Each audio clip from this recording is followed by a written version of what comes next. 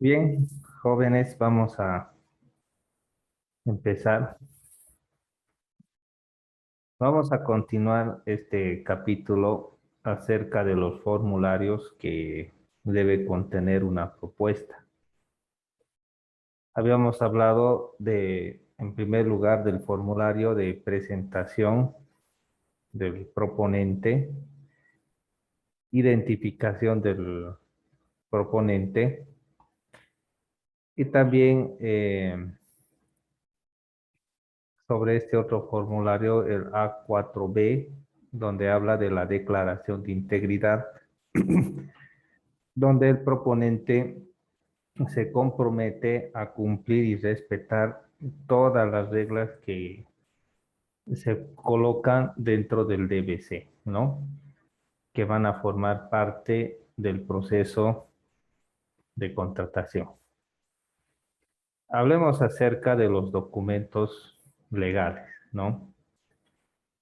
¿Cuáles podrían ser algunos de estos documentos legales que son necesarios, ¿no? Bueno, en este caso, presentar en fotocopia. ¿Mm? A ver si se fijan. Primero, testimonio de constitución de la empresa, ¿sí? Que esté inscrito en la Cámara de Comercio. ¿Cómo se llama ese documento en la actualidad?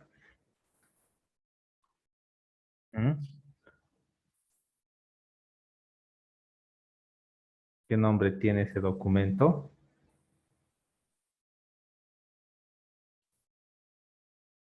A ver, ¿alguien sabe?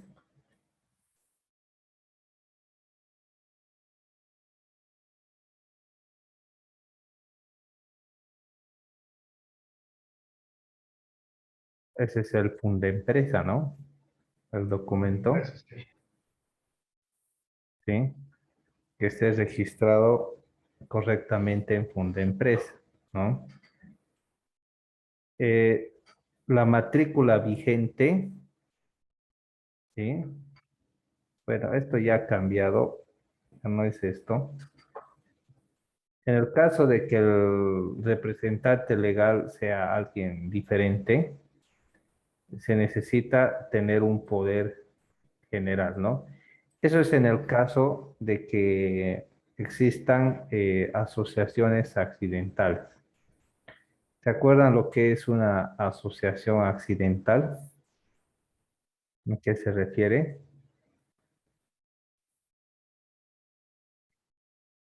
Una asociación accidental. Es donde unas dos empresas se hacen una sociedad, ¿no? Para poder encarar un proyecto. Claro, Compartiendo el currículum. exacto, ¿no? Comparten currículum en porcentaje. Ahora, cuando salga el acta de entrega definitiva, ¿a nombre de quién va a salir?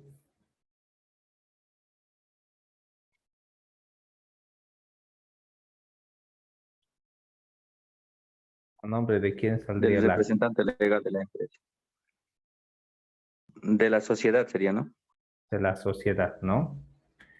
Eso significa que cuando si se disolviera la sociedad accidental, porque el proyecto ya se ha concluido, y una de estas empresas quisiera presentarse a otro proyecto, puede utilizar el currículum, pero en un 50%, porque 50% corresponde, por decirlo así, a la empresa uno y el otro 50% a la empresa 2. Ya no es el valor total. Entonces, en el currículum, qué es lo que se va sumando de todas las obras? ¿Qué es lo que se va sumando? Y ahí se mide el currículum, ¿no? De una empresa. ¿Qué es lo que se suma? De todas las actas. Actas, las actas de ejecución, ¿no? Actas definitivas, digamos, de las Ujú. obras que has hecho. Ahora, ¿qué es lo que se va sumando ahí para ¿Experiencia? ¿En qué? Experiencia, ¿no? Los montos de cada proyecto y también los plazos de ejecución, a lo que yo entiendo, Inge. los montos? ¿Sí? Y también los años, ¿no? Que va trabajando, La los experiencia es montos, más importante. los montos, ¿no? Porque a veces puede haber algunas convocatorias donde puede decir de que la empresa tiene que tener una vez la experiencia específica y dos veces la experiencia general. Entonces, ¿a qué se refiere la experiencia específica y la experiencia general? ¿Cuál sería la diferencia? La específica es cuando haces un trabajo, digamos, exclusivamente de un sector o de una cosa. Por decir, haces solo pavimento rígido, digamos. Es una específica, porque siempre estás haciendo, y tienes bastante currículum de ese punto, digamos. Y la general es cuando has hecho varias obras de todo tipo. Correcto, ¿no? Entonces, en este caso, la experiencia específica es la que cuenta más, ¿no? Y por eso a veces piden una vez el costo total de la obra en experiencia específica y dos veces en experiencia general, o más, ¿no? Y quizás a los profesionales que van a participar les piden un tiempo de más de 2 años o 3 años como en ejecución de ese cargo, ¿no? Que se está presentando como experiencia. Y todo eso tiene que ser respaldado en papeles, ¿no? Bueno, eso es otro asunto que vamos a hablar más adelante, ¿no? Pero este poder general tiene que tener la persona que va a ser el representante legal en el caso de una asociación accidental, ¿no? Es necesario. Bien, ahora puede haber las empresas unipersonales, donde, ¿cómo sería esto de una empresa unipersonal? ¿Cómo lo explicarían esto? Empresa unipersonal.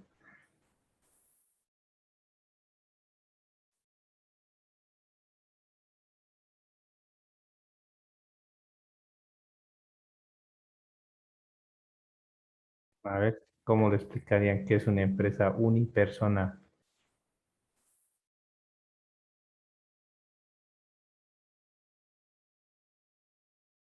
A ver, Que solo es representado por una persona, ¿no? claro. Y entra su nombre, ¿no? Su nombre, sí, como representante legal. Eso, su nombre, ¿no? De esa persona. Entonces, a eso se lo llama empresa unipersonal, ¿no?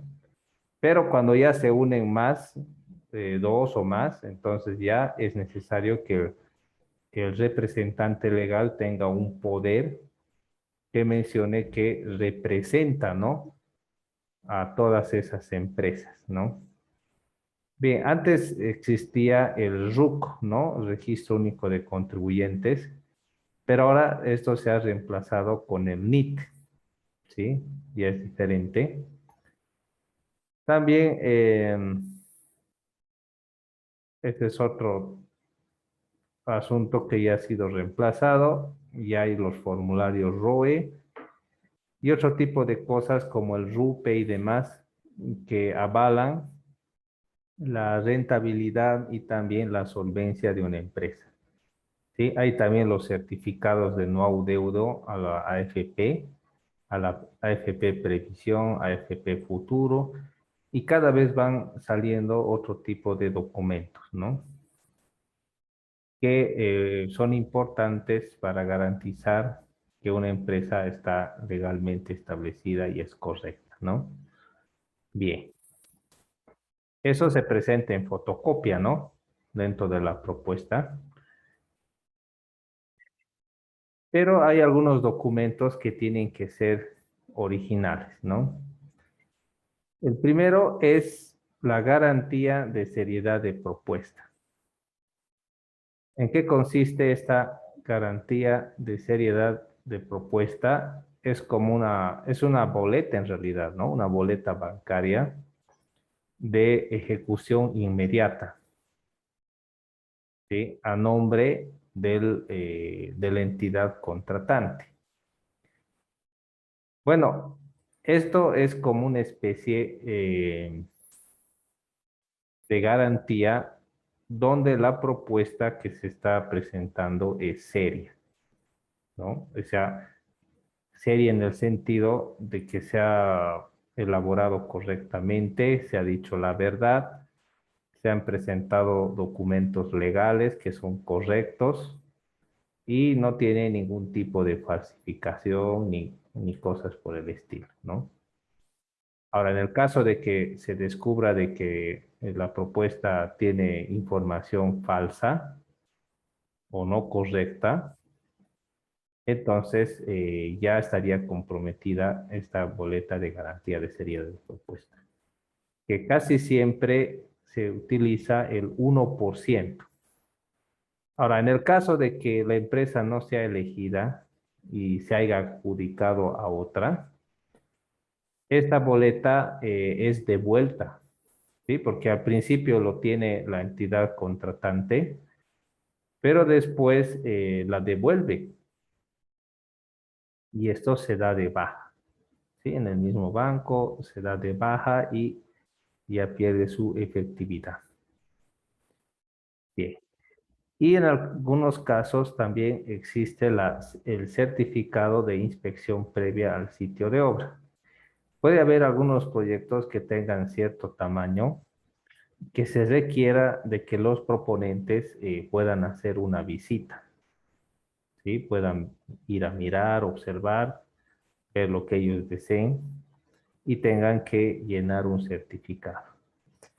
Bueno, muchas veces se hace eso para que ellos estén conscientes, por decirlo así, a dónde se están metiendo, ¿no? Entonces el municipio puede, o la entidad contratante puede respaldar de que usted ya ha visto, ¿no? La obra, ha visto los inconvenientes, los accesos, los contras, los pros, los beneficios de construir en este lugar y por eso ha hecho su propuesta pensando en este tipo de cosas. Ahora, si usted se ha olvidado colocar algo, es algo que tiene que asumir, ¿no? Como empresa, ¿no? Porque a veces hacer un muro de ladrillo tiene un costo, pero ¿qué tal si se va a hacer el muro de ladrillo en una zona de difícil acceso o que tenga algunas condiciones particulares? Entonces el costo podría ser mayor. Entonces mucho depende de las circunstancias y el lugar. Así que este certificado de inspección de visita al sitio de obra es de mucha importancia. Bueno, la mayoría de los proyectos no hace falta de que uno vaya a ver, pero en algunos casos puede que la convocatoria sí lo diga, ¿no? Incluso hasta se programan reuniones de aclaraciones y cosas por el estilo. Hay también algunos documentos administrativos que se presentan como el balance general, pero esto ya ha sido sustituido por otros. La declaración jurada, ¿sí? Que es un papel firmado donde uno ya dice, ¿no? De que está todo bien. Y otro tipo de cosas que pueden ser pedidas como fotocopia del recibo de pago de compras del pliego de condiciones, que en algunos casos se puede dar, ¿no? Pero en otros no. Bien. Hablemos acerca de la propuesta técnica, ¿sí? Ya hemos hablado de la parte administrativa, hablemos de la propuesta técnica. Ahí están el formulario A5, A6 y más formularios, ¿no? Y vamos a ir bien. Entonces, uno de estos formularios que son interesantes es el del gerente de proyecto, el formulario A7. Entonces aquí se está hablando de lo que es la experiencia general y la experiencia específica que habíamos hablado. Y también puede haber personal de apoyo, ¿no? Ahí está el formulario A8S y demás. La propuesta técnica tiene que ver el concepto, o sea, la idea que se tiene en cuanto a cómo se va a encarar, tener un enfoque, un objetivo, un método y un plan de trabajo. Quizás se decida formar frentes de trabajo para empezar a encarar la obra de diferentes partes. Y cuando hablamos de metodología, quizás se habla de cómo, por ejemplo, se va a preparar el hormigón utilizando una planta de producción de hormigón, o se va a comprar el hormigón de un proveedor. Ahora, muchas personas que realizan obras compran hormigón de proveedores, Ready-Mix, cemento Cobose, o como ese hormigón Cobose, y otros, ¿no? Que han ido apareciendo, que ofrecen el servicio. Entonces, en la metodología se tiene que también colocar cómo están pensando trabajar. Algunos utilizan el hormigón bombeado, ¿sí? Utilizan mediante bombas, o tienen quinche, pluma o cualquier cosa, y tienen que explicar cuál es la metodología que van a seguir para trabajar. En el caso de la supervisión, ¿cómo van a supervisar? ¿Van a usar un laboratorio propio? ¿Van a contratar un externo? ¿Tienen equipo para realizar? ¿Cuál es el personal de apoyo? Y también cómo va a ser el plan de trabajo. Podría incluir una oficina central donde ahí se procese la información y otros detalles que pueden explicar cómo se va a proceder con el trabajo. Entonces es importante que en la propuesta técnica esté detallado esto, ¿sí? No simplemente suponer de que todos saben, ¿no? Que todos saben, sino empezar a detallar todos estos puntos para que quede bien claro. Bien. Aquí se habla de documentos que forman parte de la propuesta técnica. Hemos hablado de la experiencia general de la empresa, ¿sí? Todos los trabajos que ha hecho. Y también la experiencia específica que se refiere a trabajos iguales, ¿no? Que ha realizado. Como decía su compañero, puede que el proyecto sea un alcantarillado, y la experiencia específica puede ser de que la empresa ha realizado alcantarillados parecidos en fechas anteriores, y eso forma parte de su experiencia específica. Pero su experiencia general se refiere a cualquier otro tipo de proyectos afines, ¿no? Parecidos, ¿no? Entonces, un detalle que se pone es de que se acepta como experiencia válida la obtenida hasta 10 años antes de la fecha de la presentación de propuesta. O sea que si hay una obra que la empresa haya realizado hace 15 años atrás, pues esa no tiene validez. Lo mismo para el personal clave, ¿no? Que se está presentando. A ver un momento, por favor.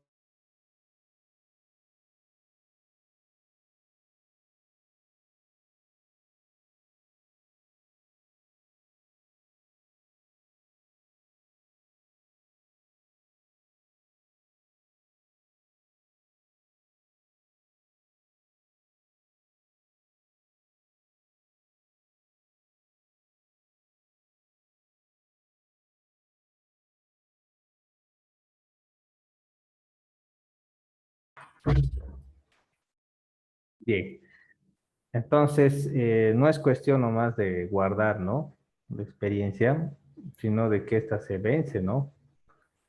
Y es importante que el profesional o la empresa esté en ejercicio de sus funciones a fin de seguir manteniendo su experiencia, ¿no? Bien,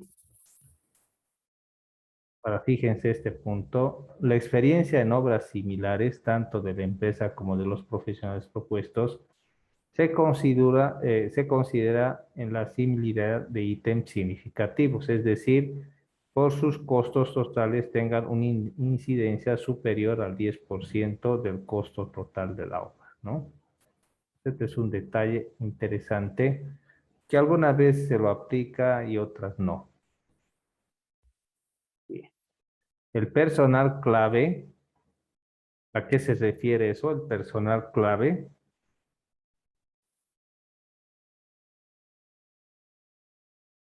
¿Quién sería el personal clave?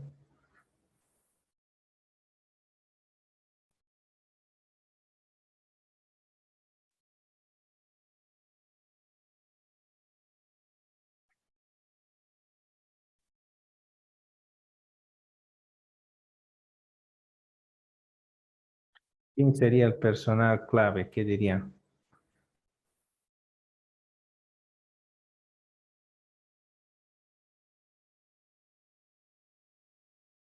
A ver,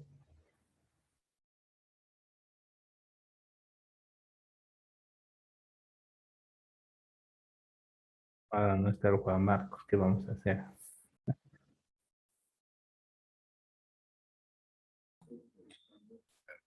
El personal técnico clave, yo creo que se refiere, Inge, buenas noches. El residente de obra, especialistas, ya sería topógrafo, electricistas, o sea, más o menos yo lo entiendo en ese lado, Inge. Bien, correcto, ¿no?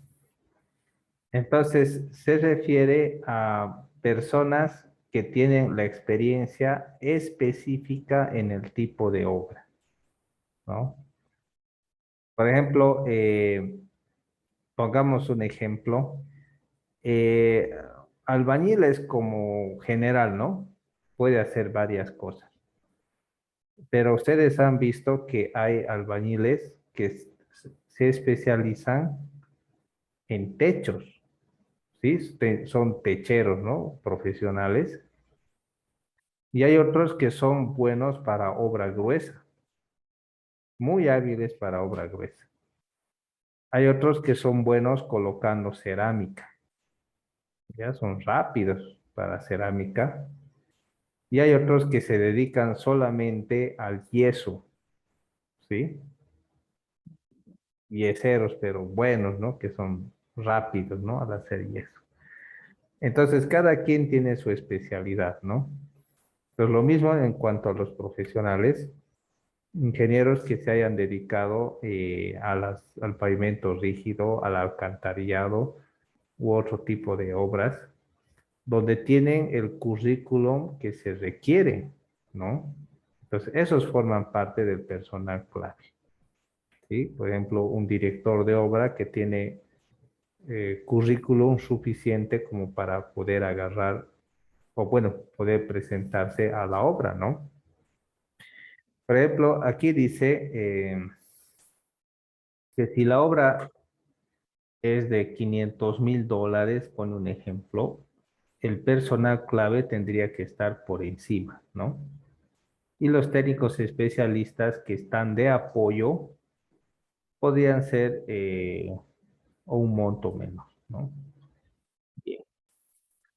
Experiencia general y específica ahora del superintendente de obra o residente, ¿sí?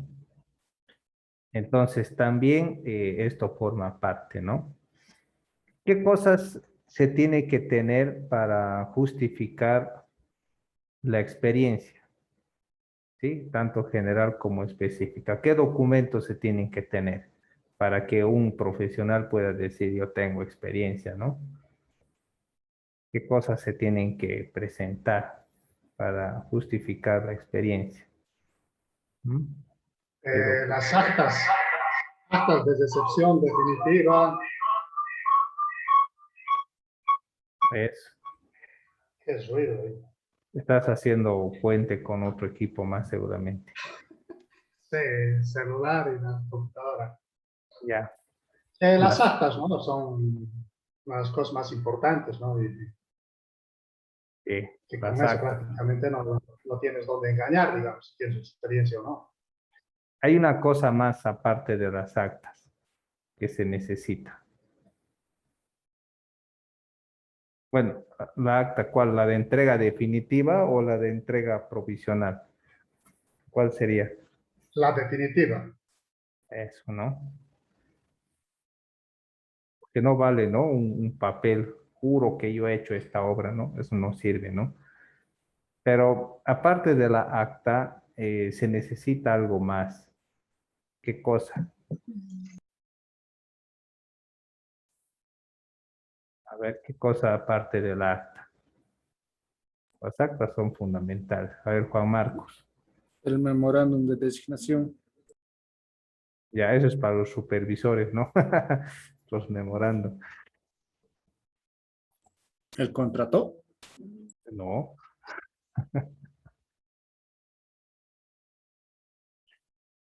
Jóvenes, un certificado de trabajo, ¿no? Donde la misma empresa firme y selle y diga que sí, ¿no?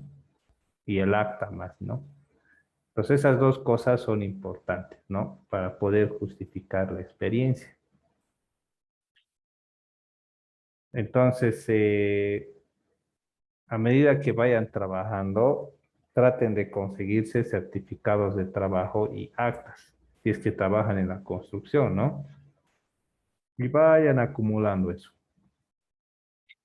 Y tienen que ser actas originales, ¿no? Porque cuando Y se... Dime, Juan Marcos. una consulta. Ahí en el certificado de trabajo, lo que los residentes a mí me pedían era que entre el nombre del residente y nombre de la empresa en la acta de entrega provisional y definitiva. Ujú. Paralelamente, entonces tendría que tener aparte siempre un certificado de trabajo de parte de la empresa hacia el residente. Sí, sí. Antes el acta no tenía esos nombres, ¿no? Pero últimamente, hace unos cuantos años, se ha empezado a incluir, porque ha habido el famoso tráfico de actas, ¿no? Donde uno se conseguía experiencias pagando, pero ahora todas esas actas desde cierta fecha están ya en el SICOE, y se pueden ver las actas definitivas y los nombres, ¿no? De quienes han participado ahí. Así que era siempre necesario tener certificados de trabajo. Claro, ahora si tú tienes un certificado de trabajo firmado por el gerente y tienes un acta, entonces todo le da un respaldo mayor, ¿no? Que tú sí has hecho eso y estás respaldado. Pero el acta es más importante que el certificado, ¿no? Es fundamental el acta. Y tiene que ser original. Y al momento de hacer la entrega definitiva, ahí el residente tiene que moverse o el director de obras para solicitar una copia original del acta, ¿no?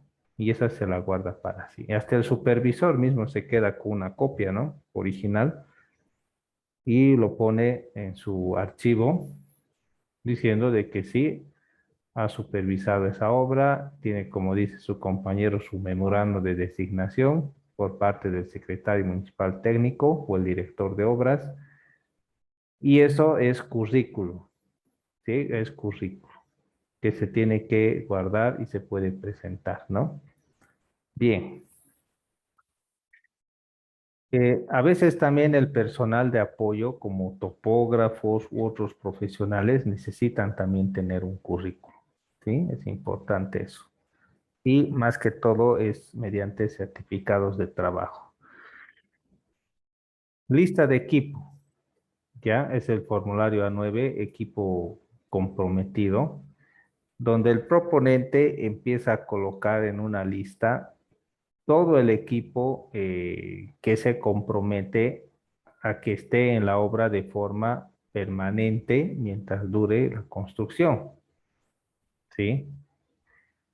Y este equipo tiene que estar detallado con sus características técnicas necesarias para ver de qué es igual o mayor a lo que se está requiriendo, ¿sí? Eso forma parte de la propuesta técnica. También, como habíamos dicho, tiene que haber una metodología de trabajo. ¿Cómo va a trabajar? Es importante eso, ¿no? Saber cómo va a trabajar, porque eso va a evaluar también si va a ser factible o no, o qué está pensando hacer. Bueno, aunque en algunos tipos de obras esto puede parecer insulso, porque todos saben cómo van a usar la mezcladora, cómo van a colocar cerámica y demás, ¿no? Pero pudiera haber otro tipo de obras que se requieran especificar con más detalle cómo se va a trabajar. Por ejemplo, en el caso de los puentes, muchas veces, casi siempre, las vigas del puente no se hacen sobre el mismo puente, ¿no? Sino se hacen en un lugar cercano, ¿no?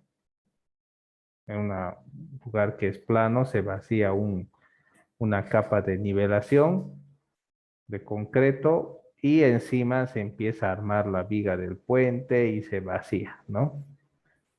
¿Y cómo se traslada la viga al puente? ¿Alguna vez han visto o cómo se imaginan que se haría eso? ¿Cuáles son las opciones? ¿Mm?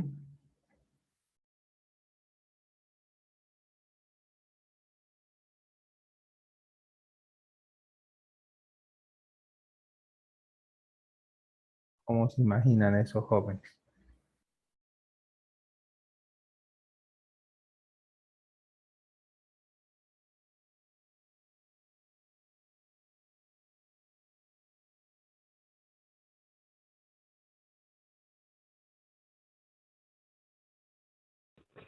Con grúa sin G. Es una opción grúas, ¿sí? Entonces, si no es muy grande, se puede usar una grúa que agarre de dos extremos. Pero si es muy grande, entonces podrían usar dos grúas. Otra opción, ¿cuál sería?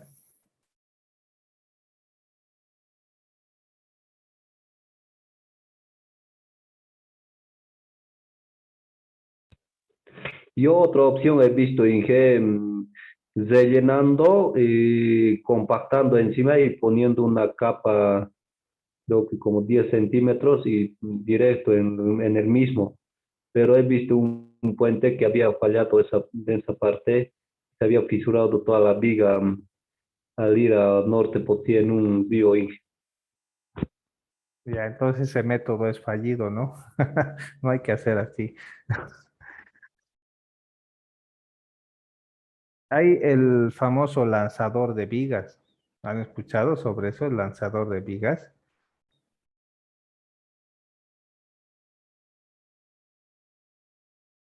Es como una especie de carrito, pero es un armazón en realidad con varias ruedas que se pone encima de la viga, ¿ya? Se cuña y baja sus cadenas y con el tecle, que tienen varios tecles, el carrito sube la viga y lo monta en su estructura. Entonces este carrito con un tractor es impulsado y llega hasta el lugar donde está el borde de la viga y tiene como un carril que recorre así. Y de esa forma lo coloca la viga, ¿no? Esa es otra técnica, ¿no? Usar un lanzador de vigas. Y hay algunos que utilizan lo que son las dovelas, ¿no? Es decir, que hacen las vigas por partes, así como un rompecabezas, ¿sí? Y son más fáciles de manejar. Y lo único que hacen, hacen una estructura falsa por abajo y encima van colocando los pedazos jalan los cables, se une todo, lo ponen con mortero todo lo que está ahí para que se selle, digamos, y no entre agua. Y listo, retiran la estructura falsa y está la viga, ¿no? Entonces es otra forma, ¿no? También de hacer.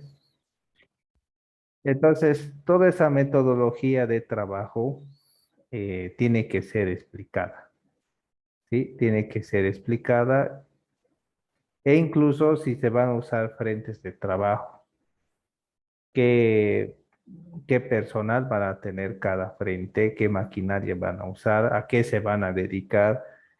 Y todos esos detalles podrían ser importantes para ver cómo va a afrontar o encarar la empresa la obra, ¿no? Ya lo que es importante es el cronograma de actividades, ¿no? Desde la fecha de inicio, cómo se va a ir desarrollando los diferentes trabajos. Entonces, eso forma parte de la propuesta técnica. Antes se conocía como el sobre B, ¿sí? Bien. Todo se presenta en fotocopias, los documentos de la experiencia general como específica de la empresa y también los respaldos del personal clave, ¿no? Bien, eso es interesante, ¿no? En lo que se refiere a la lista del equipo asignado, en el pliego de condiciones viene identificado claramente cuáles son los equipos mínimos para la construcción de obra. Se debe tener el debido cuidado con este aspecto en el sentido de que si bien la lista es asignada, existe una cantidad de equipos, podría darse el caso de que en las especificaciones técnicas se incluyan a algunos equipos sin los cuales sería imposible la ejecución de la obra. O sea que podría variar, ¿no? Si bien pide un equipo mínimo, pero uno no tiene que necesariamente basarse en eso, sino de que tendría que utilizar los que se requieran, ¿no? Para el trabajo, ¿sí? Entonces, eso es importante, ¿no? Y también algunos incluyen respaldos de contratos o de documentación de propiedad de los equipos que está proponiendo, ¿sí? Y de esa forma demuestra que sí tiene disponibles los equipos o sencillamente firma una declaración jurada, saca una foto al equipo y firma una declaración jurada de que este equipo está comprometido a la obra, ¿no? En el caso de que se adjudique. Bien. Está la parte de la propuesta económica, ¿sí? Ahí está lo que es el presupuesto general y el análisis de precios unitarios. También está el cronograma de desembolsos que muestra cómo quiere que se vaya pagando en porcentajes y también si solicita o no solicita anticipo, ¿sí? Bien,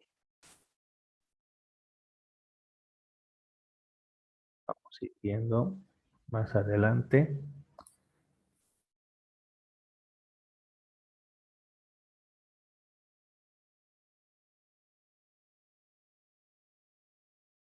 Esta parte nos habla acerca de la garantía de seriedad de propuesta. Ahora, fíjense, este es un documento que es irrevocable y de ejecución inmediata.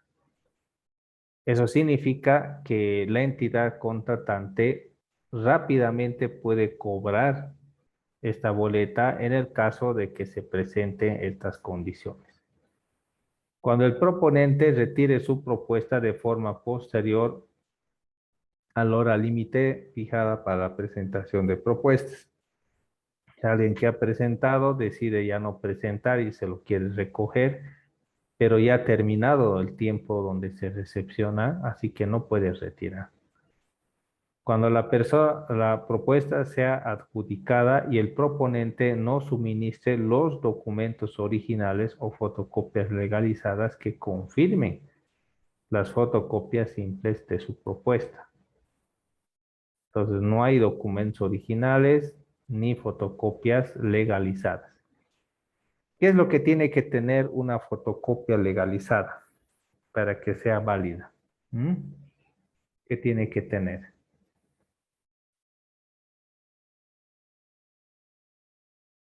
A ver, ¿qué dirían ustedes?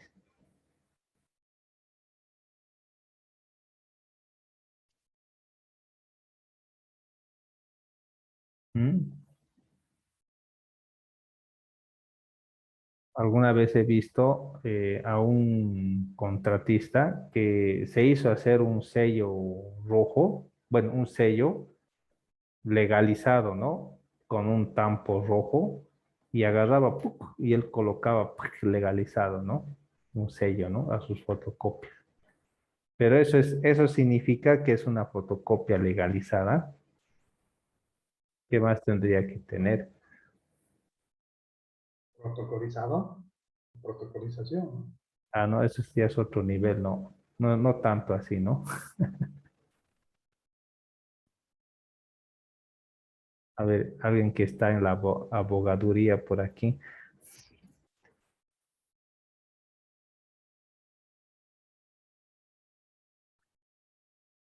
Tiene que tener un timbre, jóvenes, ¿no? Y un sello. ¿Sí? ¿Saben lo que es un timbre? No es el que suena, ¿no? Tin, tin. Esa estampilla, ¿no? Una estampilla, un timbre. Un sello de parte de un notario. ¿Sí? Un notario de fe pública, donde pone su sello ahí encima del timbre y ahí recién pone el sello legalizado, ¿no? Esa es una fotocopia legalizada, ¿no? Cuando tiene ese timbre y un sello de un notario, ¿sí? Entonces, si no hay los originales, se pueden utilizar eso. Porque algunos se colocan su título, alguna vez he visto de alguien que tiene su título con un marquito ahí en la pared, ¿no? De la casa ahí, su título. Y alguien le dice, sí, te puedes presentar o te puedo proponer como director de obra. Ya, dice, necesito fotocopia de tu título, ¿no? Le da la fotocopia y el momento de presentar documentos, necesito el original de tu título y lleva su cuadrito, ¿no? Y muestra su cuadrito así, ¿no?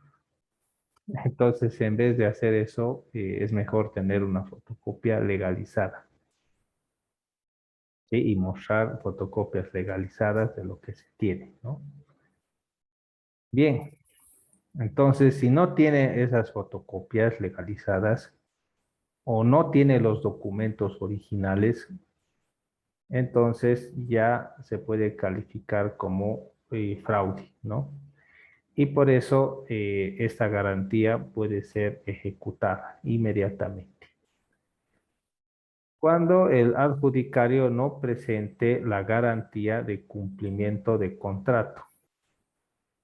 Esto es diferente a la garantía de seriedad de propuesta. ¿Qué porcentaje es esta garantía de cumplimiento de contrato? ¿Mm?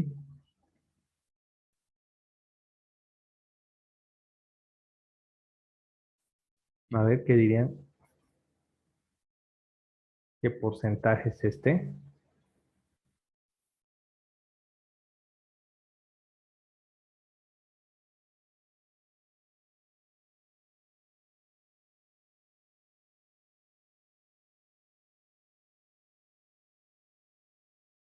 A ver, Emilio, ¿te acuerdas?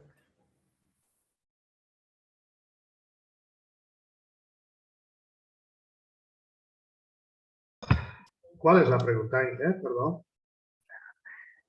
¿Qué porcentaje es la garantía de cumplimiento de contrato?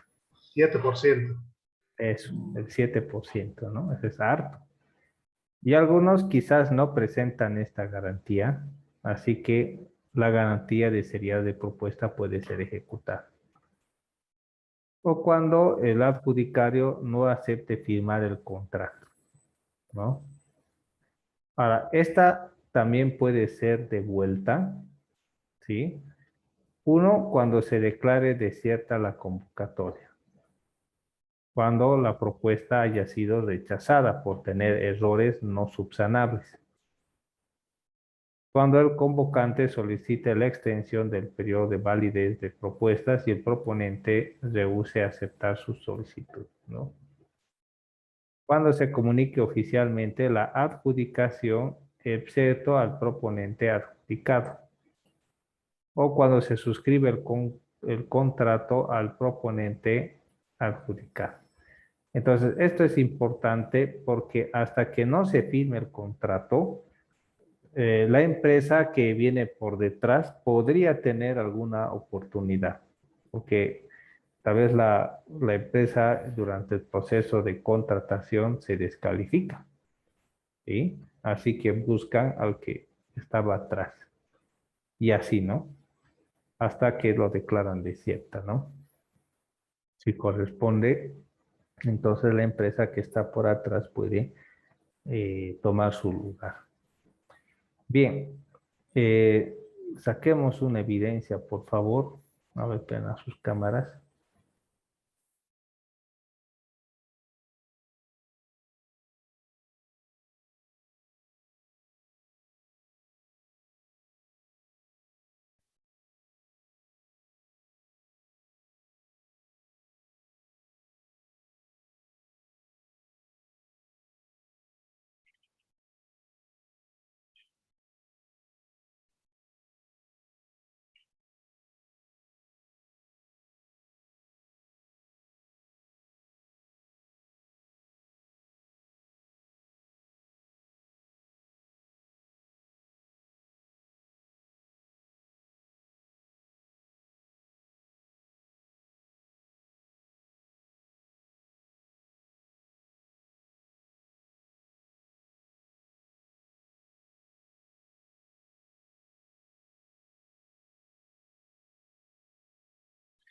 Bien, jóvenes, quedamos acá.